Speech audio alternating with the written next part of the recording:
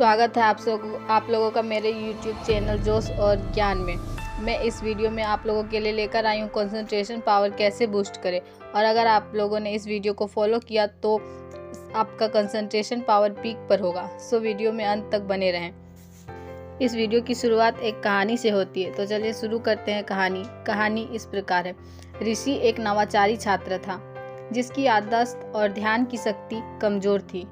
उसे विद्यालय में प्रतिदिन नए ज्ञान को स्वीकार करने की जरूरत थी, लेकिन उसकी ध्यान की कमी के कारण वह इसमें सफल नहीं हो पा रहा था। ऋषि के पिताजी, जो एक शिक्षक थे, उसके विद्यालय की स्थिति को देखकर चिंतित थे। उन्होंने ऋषि को योग और ध्यान के अभ्यास के महत्व के बारे में बताया। ऋषि ने अपने पिताजी के सुझाव को माना और योग और ध्यान का अभ्यास शुरू किया। उसने हर दिन नियमित रूप से योग और ध्यान किया, जिससे उसका मस्तिष्क शांत और एकाग्र होने लगा। धीरे धीरे ऋषि की याददाश्त में सुधार होने लगा। उसका ध्यान भी मजबूत हुआ और वह अब अपनी पढ़ाई में अधिक आकर्षित होने लगा। कुछ हफ्तों बाद ऋषि की याददाश्त और ध्यान की शक्ति इतनी मजबूत हो गई कि वह विद्यालय में अपने पठन पाठन में अच्छे नतीजे प्राप्त करने लगा।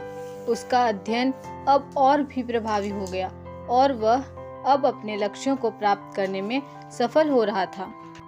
यह कहानी हमें संदेश देती है कि योग और ध्यान के अभ्यास से हम अपनी याददाश्त और ध्यान की शक्ति को बढ़ा सकते हैं, जिससे हमारा अध्ययन और कार्य प्रभावी हो सकता है। इसी प्रकार कंसंट्रेशन पावर के ऊपर ही एक और स्टोरी है, तो चलिए जानते हैं इस स्टोरी में क्या है।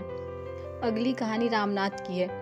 रामनाथ एक उत्कृष्ट छात्र था, लेकिन उसकी याददाश्त कमजोर थी और उसका ध्यान भी बहुत जल्दी भटक जाता था।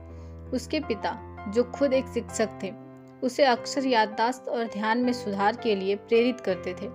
एक दिन रामनाथ ने अपने विद्यालय में एक नए छात्र से दोस्ती की। नए छात्र संजय एक विद्यार्थी था जिसका याददाश्त और ध्यान और काबिलियत अद्भुत थी।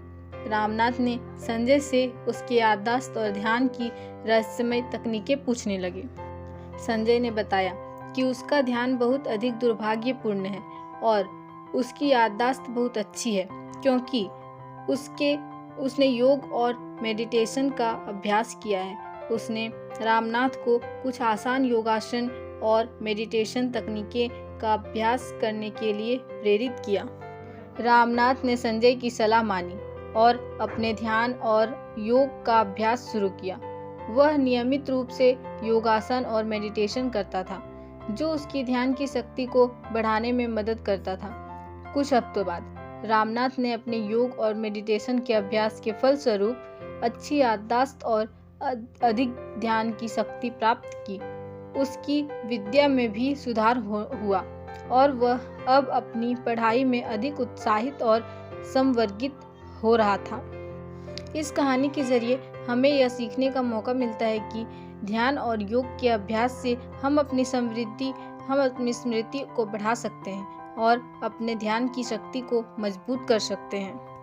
अंत में निवेदन करना चाहूँगी कि आपने जहाँ से भी मेरी वीडियो को देखा है, कमेंट में अपने विलेज का नाम जरूर लिखें और वीडियो को ज़्यादा से ज़्यादा शेयर करें, ज़्यादा से ज़्यादा लाइक करें और चैनल को सब्सक्राइब करें और नोटिफिकेशन बेल को ऑन कर लें, ताकि इस तरह की वीडियो आपके पास जल्दी से जल्दी पहुँचे और आप अपने कंसंट्रेशन पावर या इस प्रकार की जितनी भी वीडियो है वो आप तक पहुँच सके और आप उस पर अमल कर सके। धन्यवाद and thanks for watching this video.